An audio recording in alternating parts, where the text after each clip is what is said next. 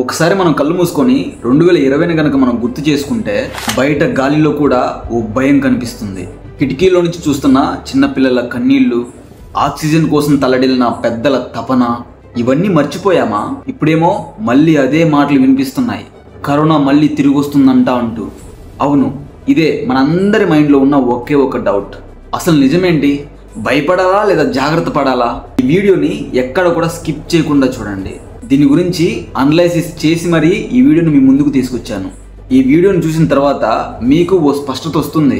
My name is మారి. ఒకవేళ కనుక మీరు ఫస్ట్ టైం మన ఛానల్లో ఈ వీడియోని కనుక చూస్తుంటే వెంటనే సబ్స్క్రైబ్ చేసుకోండి. ఇలాంటి వాటిని డీప్ అనలైసిస్ చేసి మరీ నేను మీ ముందుకు తీసుకొస్తాను, ఐ ప్రామిస్. ఓకే, సబ్స్క్రైబ్ చేసుకున్నారా? Thank you. ఇక వీడియోలోకి వెళ్దాం. ఇప్పుడు ఇండియాలో 1009 యాక్టివ్ కేసులు ఉన్నాయి. ఇందులో కేరళ టాప్లో ఉంది, 430 కేసులు. మహారాష్ట్ర 209, ఢిల్లీలో 104, ఇక కర్ణాటకలో 80, బెంగాల్లో అయితే 11. ఇంకా చిన్న చిన్న రాష్ట్రాల్లో కూడా కేసులు నమోదవుతూ ఉన్నాయి.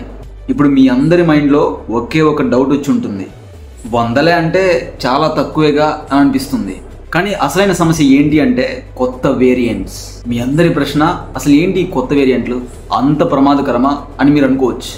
ఎస్, ఒక రకం చెప్పాలంటే ప్రమాదకరమే అని చెప్పుకోవచ్చు. ఇటు తమిళనాడులో, ఇటు గుజరాత్లో కొత్త వేరియంట్లు బయటపడ్డాయి. ఇప్పుడు నేను చెప్పబోయేదాన్ని బాగా గుర్తుపెట్టుకోండి, మీరు ఫస్ట్ టైం వింటున్నట్టుంటారు. మొత్తం 2 వేరియంట్లు అనమాట.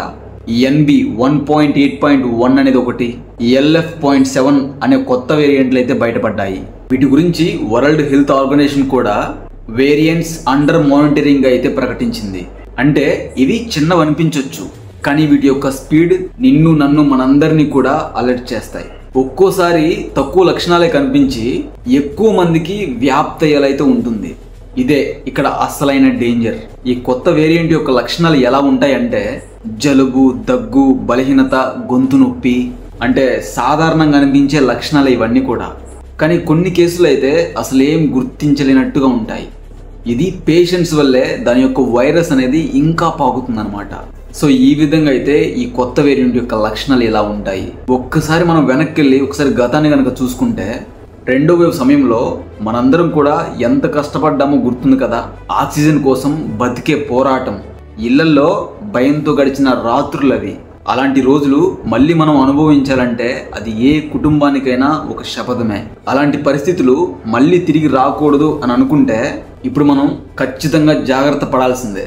అందుకోసం మనం చేయాల్సిందల్లా ఇదే, ప్రతి ఒక్కరు కూడా మాస్క్ పెట్టుకోండి. స్టైల్ కోసం కాదు, మనందరి ప్రాణాలను రక్షించుకోవడం కోసం. ఎక్కడైతే రద్దీ ప్రదేశాలు ఉంటారో గుంపుగా, అక్కడి నుంచి కొంచెం దూరంగా రండి. మన చేతులు తరచూ హ్యాండ్ వాష్ చేసుకోవడం మాత్రం మర్చిపోకూడదు. అవసరమైతే బూస్టర్ డోస్ తీసుకోండి, అది మనందరికీ అవసరమైన ప్రొటెక్షన్ అనమాట. నేను ఇంతకుముందు చెప్పాను కదా లక్షణాలు ఇలా ఉంటాయని చెప్పేసి, అలాంటి వారితో కొంచెం దూరంగా ఉండండి. ముఖ్యంగా హోమ్ ఐసోలేషన్ మొదటి స్టెప్. ఈ హాస్పిటల్ అనేది ఆఖరి స్టెప్ అవ్వాలి అందరికీ. ఈ వైరస్ ఎక్కడి నుంచో రాలేదు, మన చుట్టూ తిరుగుతుంది. ఇవాళ ఎవరో ఒకరు జలుబుతో కనిపిస్తే మీ హద్దులు మించి వారిని జడ్జ్ చేయొద్దు. ఎవరికైనా రావచ్చు, మనకైనా రావచ్చు, నీకు కూడా రావచ్చు. అందుకే ఓ అవగాహనతో, ఒక కేర్తో మనం ముందడుగు వెయ్యాలి. మనందరికీ ఇది ఒక పరీక్షలాగా ఉండకూడదు, మనందరి బాధ్యత అది. ప్రతి ఒక్కరు కూడా ఈ ముందు జాగ్రత్తను పాటించండి. మీరు ఈ వీడియోని ఇక్కడ వరకు చూసినందుకు థ్యాంక్ యూ సో మచ్. ఈ వీడియో చూసిన తర్వాత మీ అభిప్రాయాన్ని కింద కామెంట్ బాక్స్లో పంచుకోండి. నా నుంచి మీరు ఇంకా ఇలాంటి మరిన్ని వీడియోస్ పొందాలి అని అనుకుంటే మన మారి అప్డేటర్ ఛానల్ని సబ్స్క్రైబ్ చేసుకోండి. మీరు పాత వాళ్ళైతే ఓకే, ఒకవేళ కొత్త వాళ్ళు ఎవరైనా కనుక వస్తే వెంటనే సబ్స్క్రైబ్ చేసుకోండి. చేసుకున్నారా? Thank you so much. ఇక నుంచి మీరు కూడా ఈ మారి అప్డేటర్ ఫ్యామిలీలో ఒకరు. ఇంకో అద్భుతమైన వీడియోతో మళ్ళీ రేపు కలుద్దాం. అంతవరకు మీ ఆరోగ్యం జాగ్రత్త. మీరు బాగుంటేనే నేను బాగుంటాను. జై హింద్, జై భారత్. సైనింగ్ ఆఫ్, మారి అప్డేటర్.